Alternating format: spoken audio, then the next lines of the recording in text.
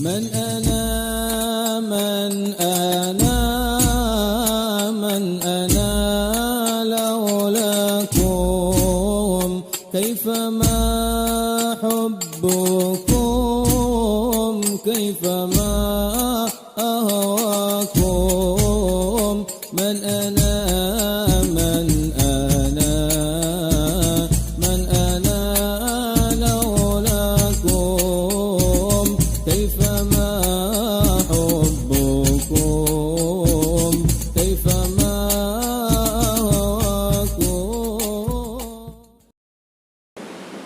Para hadis ini banyak riwayatnya, tapi ini dari riwayat Imam Ahmad ketika Rasulullah SAW mengatakan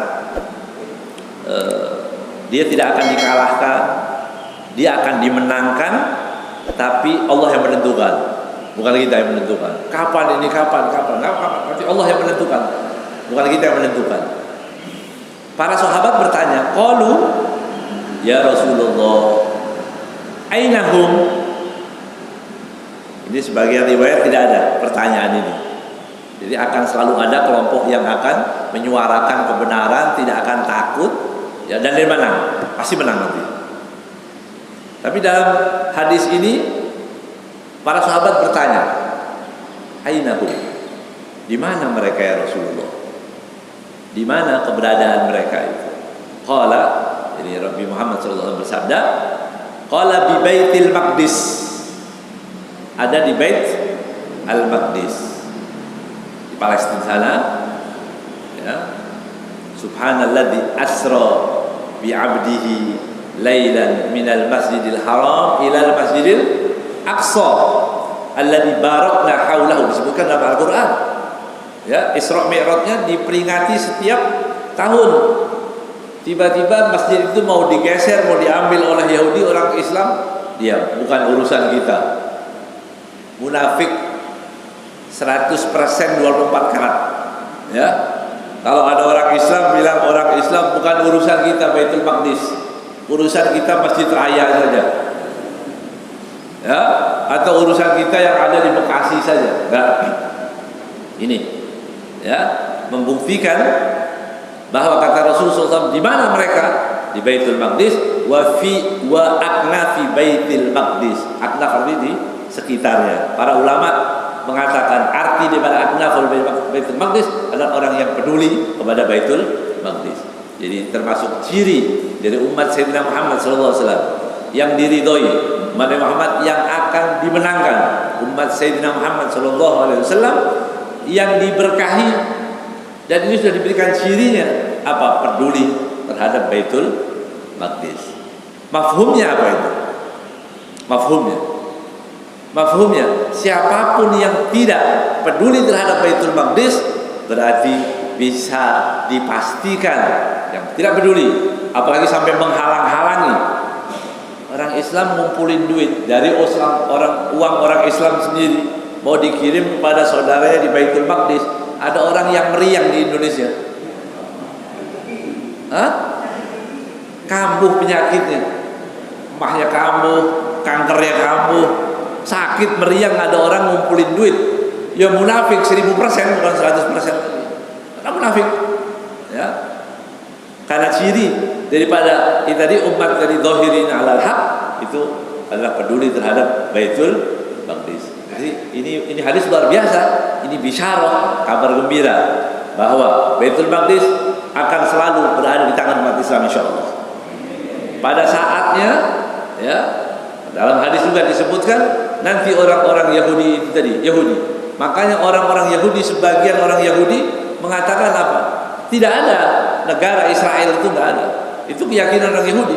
Ada sekte orang-orang Yahudi, karena di kitab-kitab mereka mengatakan tidak. Mereka enggak punya negara. Ya. Orang Yahudi sendiri, ya. Tapi yang Yahudi lokal ini yang kadang-kadang, ya, membela, ya. Na'udzubillah min dzalik. Jadi kita ambil ini bisyarah, kabar gembira daripada Nabi Muhammad SAW. Peduli, bantu, kumpulkan dana, doakan, ya, supaya kita mengambil bagian daripada yang diridhoi oleh Sayyidina Muhammad sallallahu alaihi wasallam. Ya, sekali lagi kita berdoa kepada Allah Subhanahu wa taala, mudah-mudahan Allah jadikan kita orang-orang yang disabdakan oleh Nabi Muhammad sallallahu alaihi wasallam, ya, yang berani menyuarakan kebenaran dan dimenangkan oleh Allah Subhanahu wa taala. Cirinya apa? Peduli terhadap Baitul Maqdis, ya, Masjid Al-Aqsa yang disebutkan di dalam Al-Qur'an tadi. Wallahu a'lam bishawab. Yang saya mau tanyakan, apakah Yahudi itu ciri khasnya munafiknya munafik super? Dalam artian walaupun kita bukan Yahudi, tapi kalau kita munafiknya munafik super, bisa dikatakan kita Yahudi. Ya, jazakallah khair. Di surat Al-Baqarah itu makanya dikatakan banyak anjuran dari hadis-hadis untuk membaca surat Al-Baqarah dan mengkajinya. Di surat Al-Baqarah, Alif Lam Mim, Dzalikal kitabul la raiba fihi hudal lil muttaqin, bicara tentang orang mukmin, ciri-ciri orang mukmin. Kemudian Allah menceritakan juga tentang orang kafir, musyrikin. Kemudian juga menceritakan tentang orang Yahudi, tapi ayat itu ciri orang munafik. Itu Allah SWT menceritakan tentang orang munafik. Kalau di depan orang Islam qalu amanna, ya, kalau keluar dia mengatakan qalu innama nahnu mustahzi'un, kami cuma mengejek saja. Yang mengejek apa ya? Tukang bully kalau sekarang, ya. Tukang bully itu orang munafik. Cirinya orang munafik itu tukang bully, ya. Membuli siapa yang dibully? Ulama, ustaz, musuh-musuhnya. Itu ciri orang munafik. Itu hanya untuk mengumpliti saja, ya. Ciri orang munafik itu kan banyak. Malas salat subuh. Kalau yang dalam hadis 3, ya. 3. Kalau ngomong berdusta, ya. Nah, anehnya orang sudah berdusta 10 kali masih bilang orang mukmin dia. Ya. Kalau berdusta sekali mungkin itu kepleset namanya. Ini sudah berdusta 10 kali dia masih mengaku orang Islam, ya. Bahkan ada yang mirip Nabi gitu, ya. Kalau berjanji meleset, kalau diberi amanat berkhianat. 3. Tambah 1 lagi, wa idza khasama fajara. Kalau bermusuhan dia berlama-lama, fajir, jahat. Ada orang bermusuhan, bersengketa kita udahlah. Nah, itu orang muslim. Tapi orang munafik lama. Wa idza khasama fajara. 4. Di Al-Qur'an banyak. Wa idza qamu ila sholati qamu kusala. Kalau bangun salat malas. Gitu. Jadi kalau mau tahu munafik atau enggak, jangan macam-macam diri kita ini. Kasih alarm bangun subuh, berat enggak? Kalau bangunnya malas, ya Allah, ini kecepatan, ini adzannya, lu waktunya adzan lagi, mulai ngomel-ngomel, dia munafik, ya. Itu ciri jadi orang munafik. Orang munafik juga tidak akan berada di soft tadi, soft yang dohirin al-haq, itu jelas, ya. Orang munafik itu benci terhadap Ansor, disebutkan, ya. Kan cirinya banyak dari hadis-hadis itu, banyak sekali. Apa orang munafik? Yang nggak suka kepada sahabat. Itu kalau ada kelompok orang Islam tapi benci pada sahabat, dia munafik. Itu munafik, ya. Mereknya bisa diganti, namanya apa aja gitu, alirannya apa. Yang penting dia benci sahabat, dia munafik. Benci Arab, munafik. Di hadis juga, ya. Membenci orang Arab, munafik, ya. Ini hadis bukan dari saya. Ini hadis dari Muhammad SAW, ya. Kemudian mudah mengingkari dan seterusnya, banyak hadis-hadisnya. Jadi yang mengerjakan sifat orang munafik, ya munafik. Yang mengerjakan banyak sifat orang-orang Yahudi, Yahudi dia, begitu. Yang mengerjakan ciri orang Islam, ya Muslim, gitu. Orang mukmin jadi berjanji tepat waktu, kalau dia menjaga sholat, tutur bahasanya bagus, tidak melukai, semua itu yang disebutkan. Jadi ciri itu tidak dikhususkan Yahudi yang sana, munafik yang sekarang itu hebat juga begitu ya. Kalau di Al-Qur'an disebutkan berapa?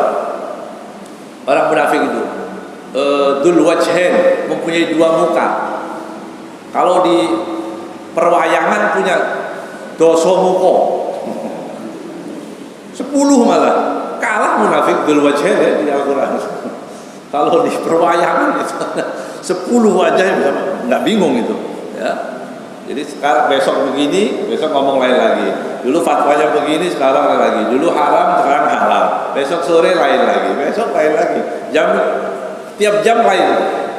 Itu lebih repot lagi berarti. Itu modifikasi munafik. Iya. Ada Ustaz? Kalau mungkin saya Coba lihat, saya lihat.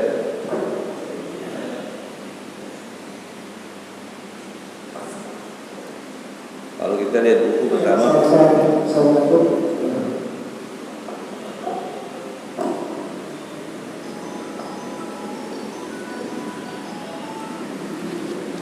ya, yang janggal apa di sini yang dikhawatirkan? Koreksi tuntas terhadap jamaah tabligh. Saya lihat judulnya aja, ini bagian tukang koreksi berarti.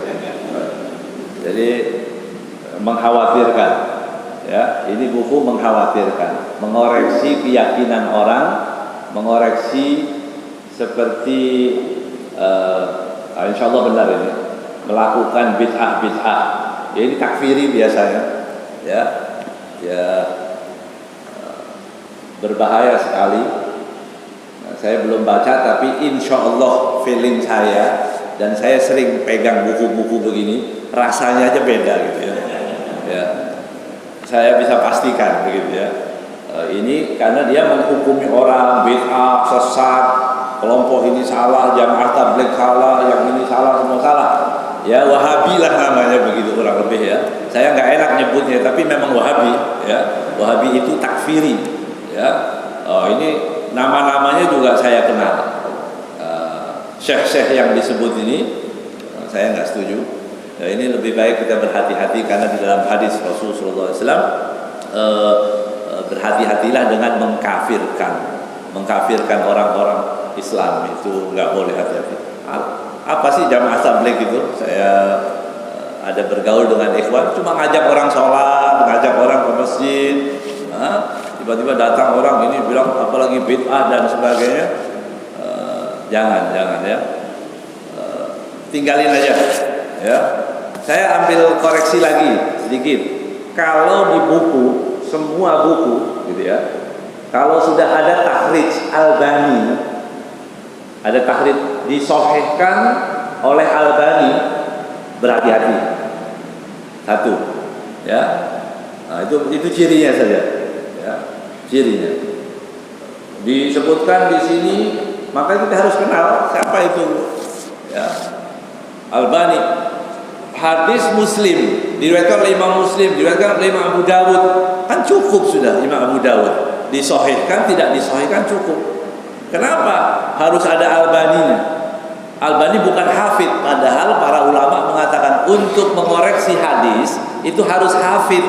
Hafid itu berapa? Menghafal 100.000 hadis. Tapi banyak itu di kitab-kitab kita, bahkan kitab-kitab Ahlus Sunnah Aswaja ini masih ada disahihkan oleh Albani. Albani ada urusan apa? Ya, ada urusan apa Albani mengoreksi? Ya, apa itu ciri-cirinya saja, supaya kita mengerti. Dan menyalahkan orang kafir dia paling benar, panitia kenerakaan. Nah, ini semua orang masuk neraka. Ini ciri-cirinya, harus berhati-hati ya. Kalau kita jadi panitia kesurgaan saja ya, ngajak orang maulid, ngajak anak yatim, Isra Mi'raj ya, sarapan bersama, itu masuk surga semua ya.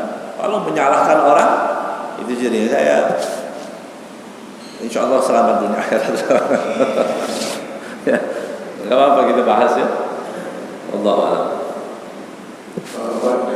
Ibu-ibu yang dirahmati Allah SWT. Alhamdulillah, demikian kajian yang mulia tersebut yang telah disampaikan kepada para dan terima kasih kami sampaikan kepada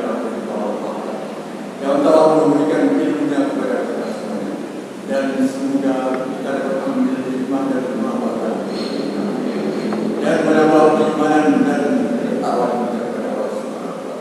Dan terima kasih kepada Bapak Ibu dan yang telah hadir pada pagi hari ini di dalam majlis ini. Dan insya Allah kita akan kembali pada Sabtu depan 12 Juni 2010. Dan kami mengucapkan kurang lebihnya dan mohon dimaafkan. Dan selanjutnya acara akan ditutup dengan doa. Kami bersama. Saya tambahkan lagi, ini penting. Masjid, yayasan, apalah namanya, banyak namanya Imam Syafi'i. Justru yang memakai Masjid Imam Syafi'i, Yayasan Imam Syafi'i, penerbit Imam Syafi'i, orang-orang yang tidak seakidah dengan Imam Syafi'i. Artinya apa? Enggak semuanya, banyak. Ya, banyak. Artinya apa? Untuk mengelabui orang. Karena di Indonesia ini kan kebanyakan mazhabnya Syafi'i. Dia bikin masjid Imam Syafi'i. Ya. Tapi enggak mau kunut. Misal, bukan kunutnya masalah khilafiyah, saya nggak bahas itu ya. Nah, itu tadlis namanya, itu penipuan. Banyak seperti itu. Ini itu lebih berhati-hati kita ya. Insya Allah nanti bulan depan kita kupas tuntas lagi. Ya. Kita baca Al-Fatihah dengan niat mudah-mudahan Allah SWT luruskan hati kita. Ya. Allah bersihkan hati kita untuk tidak membenci satu pun dari umat Sayyidina Muhammad SAW. Ya, mudah-mudahan ditambah keyakinan kita, tambah mahabbah kita kepada Allah, mahabbah kepada Nabi Muhammad SAW.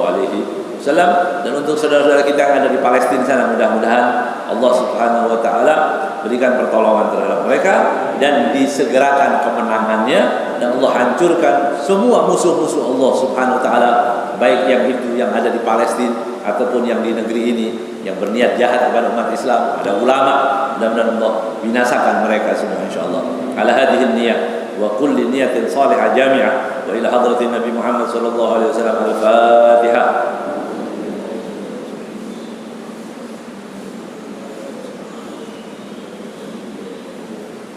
غير المغضوب عليهم ولا الضالين آمين. اللهم صل على سيدنا محمد وعلى سيدنا محمد.